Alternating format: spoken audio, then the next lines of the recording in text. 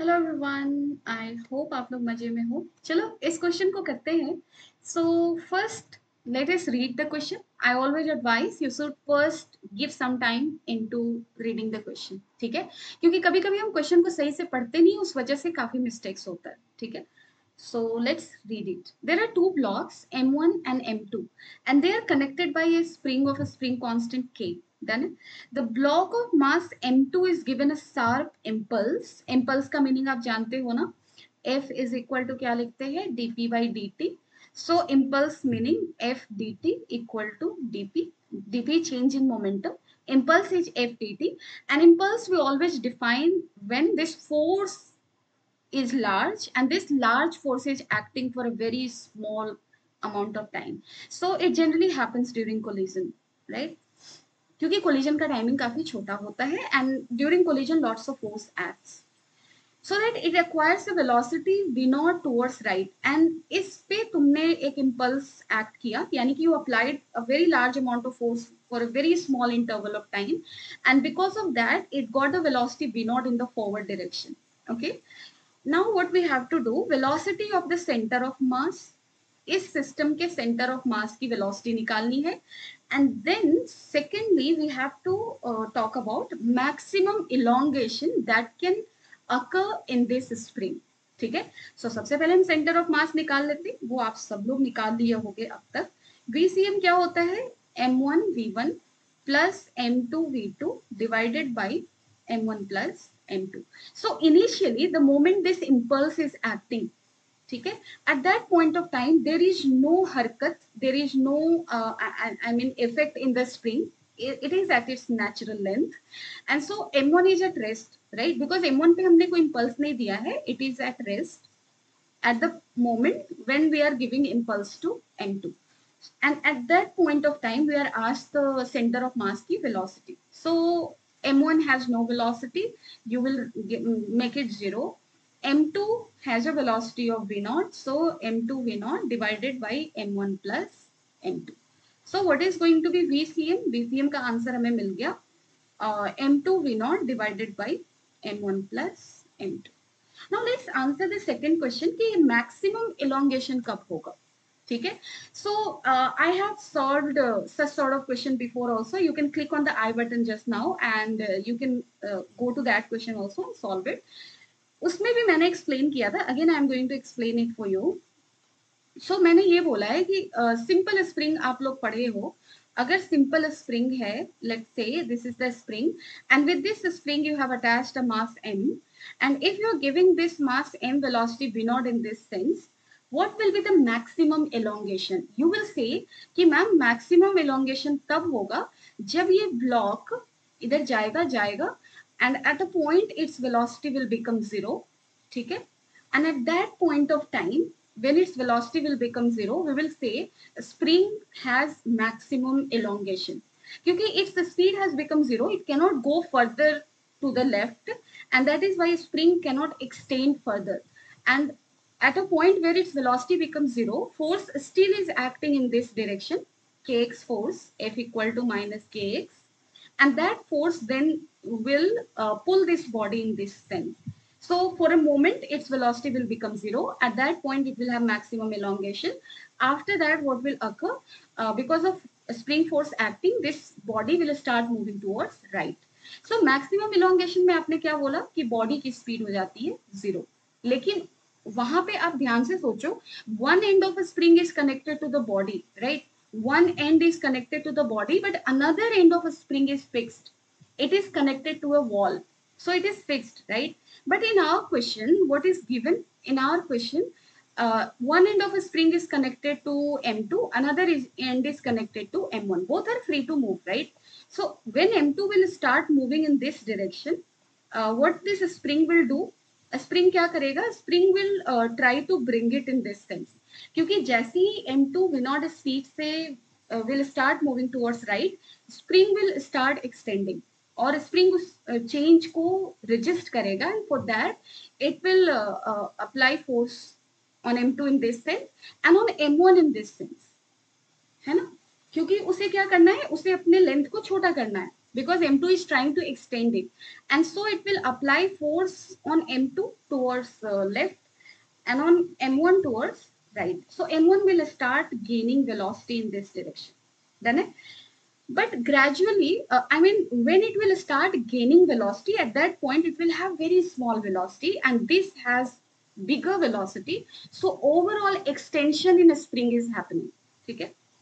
So extension is happening, and when extension is happening, velocity of M1 is slowly increasing because force on it is in this direction, and its velocity is also changing in this direction. Force and velocity are in same direction. With time, you will say what is going to happen. V will increase, V naught will decrease. Why V naught will decrease? Because on M2 force is acting in this direction. Again this two forces को मैं same बुलाऊंगी क्योंकि spring massless होता है. Throughout the spring tension will be same, and that tension का magnitude is magnitude is kx. ठीक है, done है. So that I will mention as same. So force ऐसा कुछ हुआ. So v is increasing, v not is decreasing. और एक ऐसा पॉइंट आएगा ना जब ये दोनों वेलोसिटीज इक्वल हो जाएंगे, यानी कि v नॉट घट के कुछ ऐसे पोजीशन पे पहुंच गया है which is equal to the velocity gained by m1. Done it. And at that point of time no extension और कॉम्प्रेशन विल अकर. उस पॉइंट ऑफ टाइम पे sorry for the slip of tongue. I wanted to say when their velocity will become equal, it means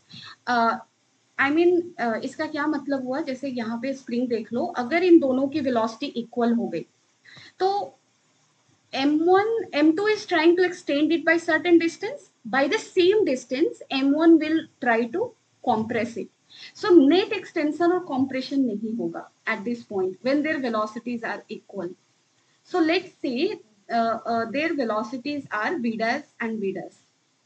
Then at this point we will say कि spring में maximum extension हुआ है because before this point v naught was before this point velocity of m2 was greater than velocity of m1. So net extension हो रहा था, and when their velocities will become equal, extension नहीं होगा net, क्योंकि जितना compression होने की tendency है उतना ही extension होने की टेंडेंसी है. So at that point of time, we will say maximum extension has already occurred. So what is the case for maximum extension in such cases? Where three ends of a spring are connected to movable bodies. So maximum extension का case आप क्या लिखोगे, इसको एकदम दिमाग में बैठा के रखना. Velocity of both m1 and m2 will be same. ये दोनों क्या होने वाले, सेम होने वाले. चलो अब हमारा ये डाउट तो क्लियर हुआ. नेक्स्ट थिंग है, सेम तो हो गया. अब आप ये बताओ कि मैक्सिमम एक्सटेंशन हम कैसे निकालें. तो एक काम कर लो, सेम वेलोसिटी को निकाल लो. वो कैसे निकालोगे, इस पूरे को मान लो सिस्टम.